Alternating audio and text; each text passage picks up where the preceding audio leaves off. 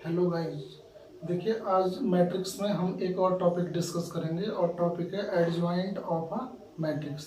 अब हमें ये चेक करना होता है कि एडजॉइंट ऑफ अ मैट्रिक्स किस तरह से फाइंड किया जा सकता है। बहुत सिंपल मेथड है, इजी वे में कोशिश करूंगा कि आपको समझ में आ जाए।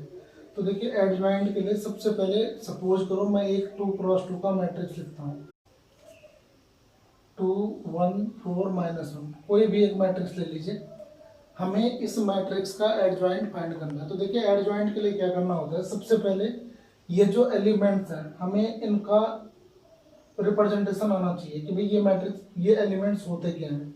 मैं लिख रहा हूँ A11 A12 A21 A22। Last videos में मैंने आपको बता रखा है कि इनको किस तरह से लिखा जाता है।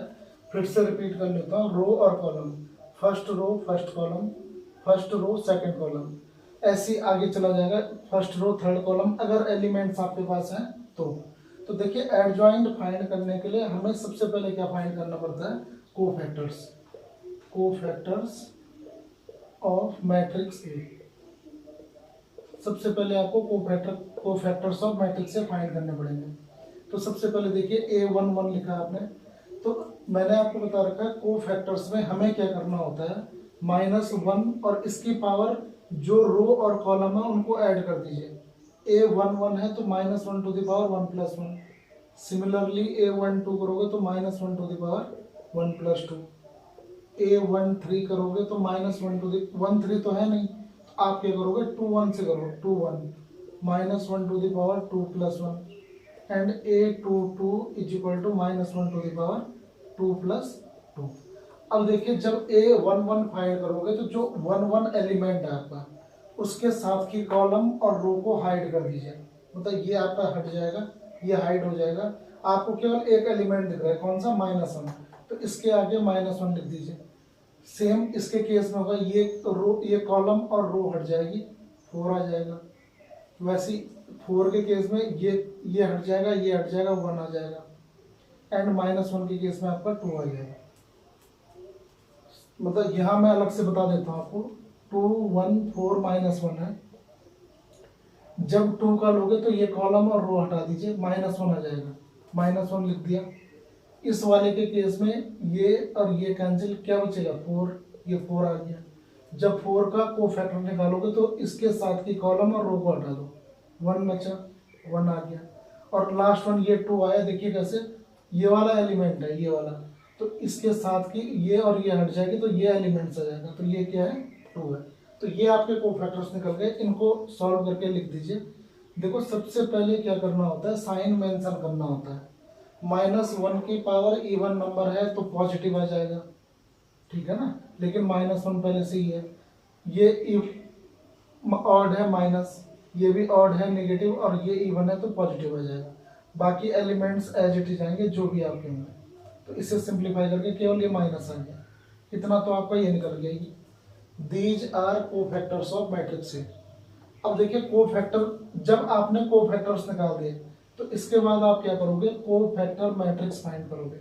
Cofactor matrix is equal to, cofactor matrix होता है जो कोफैक्टर से मिलके बना होता है। तो A11 -1 है, यहाँ लिख दीजिए।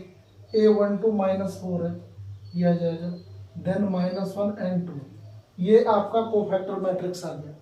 हमें क्या फाइंड करना है, एडजॉइंट ए। तो एडजॉइंट ए का जो फॉर्मूला होता है वो होता है transpose of cofactor matrix. Transpose of cofactor matrix, तो जो कोफैक्टर मैट्रिक्स आया उसका ट्रांसपोज कर दीजिए। ट्रांसपोज आपको मैंने बता रखा है, रो और कॉलम को इंटरचेंज कर दीजिए। -1 -4 रो है, इसे कॉलम में लिख दो, -1 2 रो है, इसे कॉलम में लिख दो। तो दिस वन इज एडजॉइंट है। तो सीधे सीधे हम क्या डिसीजन निकाल सकते हैं कि कोफैक्टर मैट्रिक्स जो होता है वो ट्रांसपोज ऑफ, सॉरी, एडजॉइंट जो मैट्रिक्स होता है वो ट्रांसपोज ऑफ कोफैक्टर मैट्रिक्स होता है। और कोफैक्टर्स निकालने के लिए मैंने आपको ये मेथड बता दिया।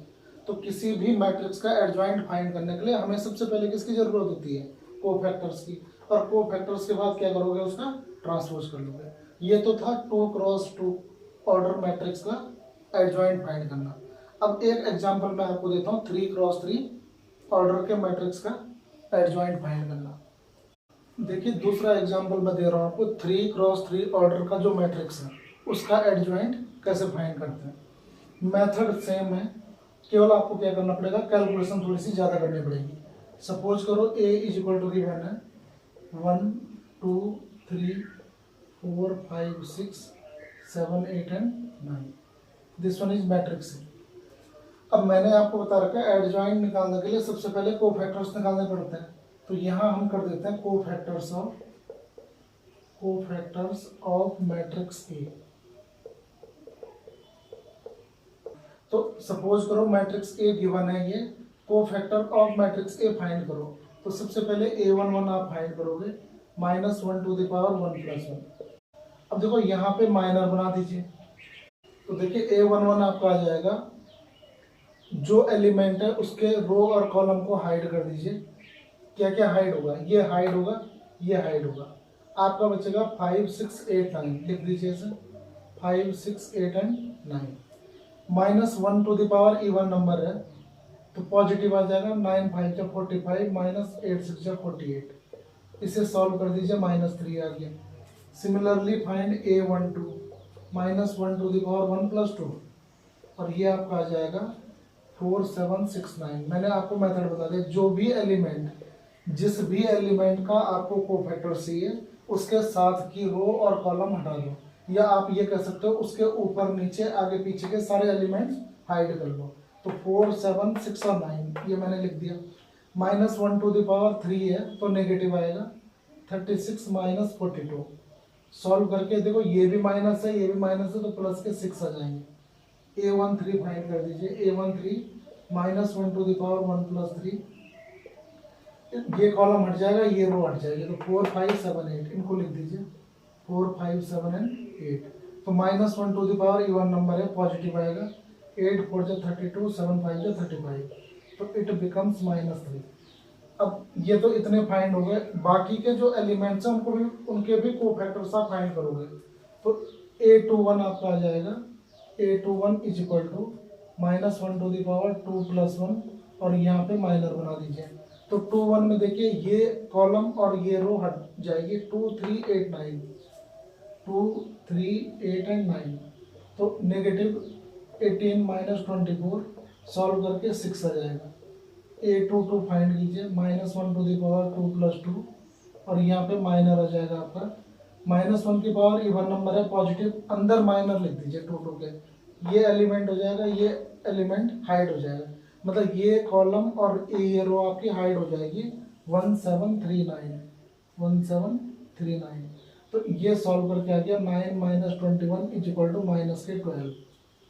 a23 -1 टू द पावर 2 + 3 और यहाँ पे माइनर आपने ड्रॉ किया। 2 3 में देखिए कॉलम और रो हाइड कर लो, 1 2 7 8 1 2 7 8। तो -1 की पावर ऑड नंबर है, नेगेटिव 8 - 14, ये सॉल्व करके 6 आ जाएगा। Similarly find a31 a32 and a33। a31 is equal to -1 to the power 3 + 1 और यहाँ पे माइनर आपने ड्रॉ कर लिया। 3 1 में कॉलम और रो हट जाएगा, 2 3 5 6 2 3 5 6। तो इवन नंबर है तो 12 - 15 इज इक्वल टू -3 आ जाएगा। a32 भी फाइंड कीजिए, a32 -1 टू द पावर 3 + 2 और यहाँ आपका माइनर आ जाएगा। 3 2 में कॉलम और रो सेम प्रोसेस है, 1 4 3 6 आ जाएगा, 1 4 3 एंड 6। तो इट बिकम्स -6 - 12। तो सॉल्व करोगे प्लस के 6 आ जाएंगे। a33 आपका आ जाएगा -1 टू द पावर 3 + 3 और यहाँ माइनर आपका आ जाएगा। तो देखिए क्या आ जाएगा, 3 3 में कॉलम और रो को हाइड कर दिया, 1 4 2 5। अब आप क्या करोगे, देखिए कोफैक्टर्स निकालने के बाद -1 की पावर 6 से पॉजिटिव आएगा, 5 - 8 इज इक्वल टू -3। सारे कोफैक्टर्स आपके निकल गए। इसके बाद आपको क्या करना है, कोफैक्टर मैट्रिक्स लिखना है।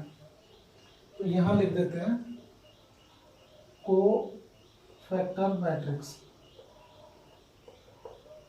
कोफैक्टर मैट्रिक्स आपका आ जाएगा a11 इज -3। इन एलिमेंट्स को लिखिए, 6 और -3, 6 and -3।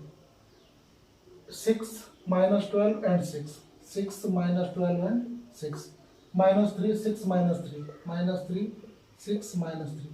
This one is cofactor matrix. अब देखिए जब आपका कोफैक्टर मैट्रिक्स बन गया तो इजीली आप क्या फाइंड कर लोगे, इसका एडजॉइंट. देखिए जैसे adjoint A is equal to, यहाँ फॉर्मूला जरूर लिखिए कि होता क्या है. एडजॉइंट ए होता है ट्रांसपोज और कोफैक्टर मैट्रिक्स. तो इसका जब ट्रांसपोज करोगे तो रो और कॉलम को इंटरचेंज कीजिए. रो है -3 6 -3, तो -3 6 -3, 6 minus 12 6, 6 minus 12 6, -3 6 -3, -3 6 -3. अब देखिए एडजॉइंट ए जो आपका आ गया वो आपका ये आ गया. तो किसी भी मैट्रिक्स का एडजॉइंट फाइंड करने के लिए हमें कोफैक्टर मैट्रिक्स निकालना होता है. कोफैक्टर मैट्रिक्स निकालने के बाद उसका जो ट्रांसपोज होगा वो क्या होता है, एडजॉइंट ऑफ अ मैट्रिक्स. देखिए इसमें एक इंपॉर्टेंट रिलेशन है, relation between square matrix and it's adjoint. किसी मैट्रिक्स और उसके एडजॉइंट में रिलेशन किस तरह का होता है. सबसे पहले सपोज कर दिया हमने कि स्क्वायर मैट्रिक्स ए है, तो ये जो रिलेशन है ये है ए dot adjoint A. Matrix A और उसके एडजॉइंट की प्रोडक्ट, या आप कह सकते हो कि एडजॉइंट ए डॉट ए. किसी मैट्रिक्स के एडजॉइंट और उसकी प्रोडक्ट जो होती है वो डिटर्मिनेंट ए डॉट आई के इक्वल होती है. I is an identity matrix और इसका ऑर्डर मैट्रिक्स ए के अकॉर्डिंग आप फिक्स कर सकते हो. ठीक है ना. तो ये सबसे ज्यादा इंपॉर्टेंट रिलेशन है मैट्रिक्स और किसी स्क्वायर मैट्रिक्स और उसके एडजॉइंट में. 2 मार्क्स के क्वेश्चन इसमें बोर्ड एग्जाम में पूछे जाते हैं. देखो किस तरह का क्वेश्चन होगा मैं आपको बता देता हूँ कि किस तरह के क्वेश्चन आ सकते हैं. इसमें 2 मार्क्स में किस तरह के क्वेश्चन आ सकते हैं वो देखते हैं. सपोज करो गिवन है question is if A is equal to 1 2 3 4 then find A dot adjoint A. मैं 2 क्रॉस 2 का बता रहा हूँ, आपके पास 3 क्रॉस 3 का भी 2 मार्क्स में ऐसा क्वेश्चन आ सकता है. तो देखिए अभी मैंने एडजॉइंट ए आपको फाइंड करना बताया. एडजॉइंट ए अगर फाइंड करेंगे तो बहुत टाइम टेकिंग होगा. इसका सॉल्यूशन जब आप करोगे तो आपके माइंड में ये रिलेशन होना चाहिए. तो आप लिखोगे since matrix A dot adjoint A is equal to determinant A dot I. अब देखिए ये फाइंड नहीं करना है, अब हमें इसे फाइंड करना है क्योंकि इसकी वैल्यू किसके इक्वल है, डिटर्मिनेंट ए डॉट आई के इक्वल है. तो सबसे पहले डिटर्मिनेंट ए फाइंड कीजिए. ये आ जाएगा 1 3 2 4. इसे सिंप्लीफाई आपने किया तो it becomes 4 - 6 is equal to -2. Determinant A आ गया. ठीक है. अब देखिए हमें क्या करना है, डिटर्मिनेंट ए डॉट आई इसकी वैल्यू फाइंड करनी है. आप determinant A dot I find करो. ये आ जाएगा -2 1 0 0 1.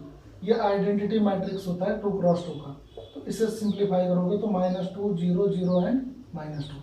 ये डिटर्मिनेंट ए डॉट आई आ गया. देयरफॉर ए डॉट एडजॉइंट ए ये आपका सीधे सीधे आ जाएगा -2 0 0 and -2. This one is value of A dot adjoint ए. अब 2 क्रॉस 2 में तो देखिए ज़्यादा टाइम आपको एडजॉइंट फाइंड करने में भी नहीं लगेगा. लेकिन अगर यही क्वेश्चन 3 क्रॉस 3 ऑर्डर का होता तो एडजॉइंट ए में आपको काफ़ी टाइम लग जाता. उससे बेटर आप सीधे सीधे डिटर्मिनेंट ए निकालो, आई 3 लिखना बाद में और उसमें वैल्यू पुट करके आपका आंसर आ जाएगा. ये रिलेशन याद कर लेना क्योंकि ये one of the most important relation between square matrix and it's adjoint. जो स्क्वायर मैट्रिक्स और उसके एडजॉइंट में रिलेशन होता है वो ये है.